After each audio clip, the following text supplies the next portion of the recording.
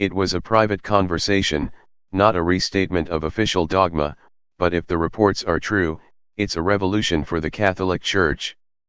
I know I'm somebody, 'cause God don't make no junk. The quote, replicated on thousands of t-shirts and bumper stickers, is from the memoir of the jazz singer Ethel Waters. It's been a powerful, if pat, source of inspiration for all those who have been deemed to be nobody, African American women like Waters, gay men like me.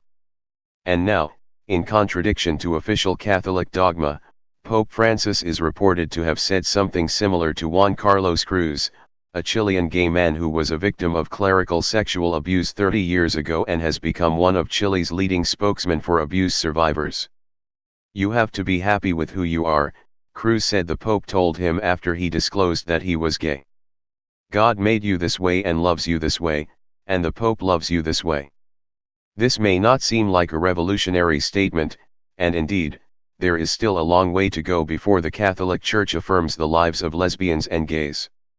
It has already been disclaimed by Vatican authorities, who point out that it was a private statement made in the context of pastoral counseling, not a formal statement of creed. But the more you know about what the Pope said, the more powerful his statement becomes.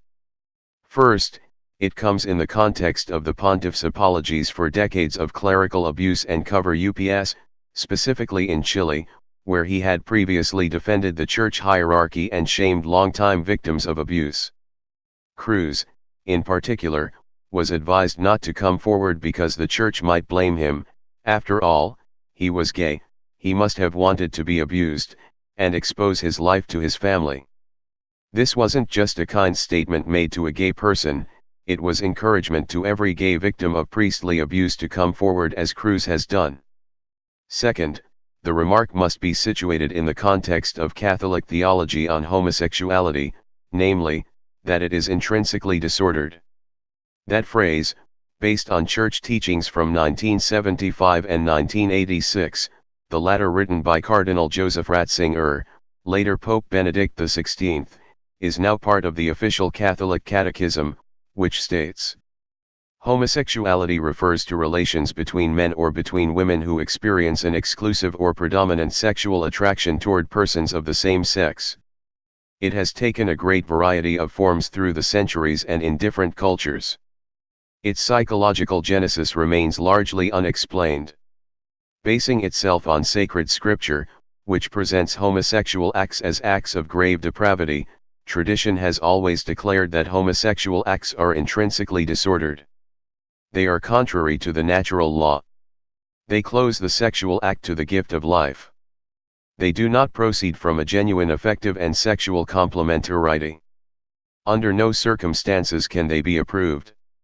Notice how the Catechism includes both acts, relations, and orientation, sexual attraction, within its definition of homosexuality.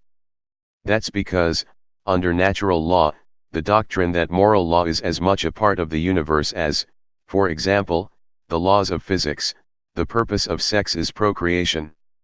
That's its place in the moral order. Non-procreative sex is thus disordered. Indeed, the same term is used 4 paragraphs earlier to describe masturbation. But the Catechism leaves dangling the question of where sexual orientation comes from. Homosexual acts are intrinsically disordered, but what about the orientation itself?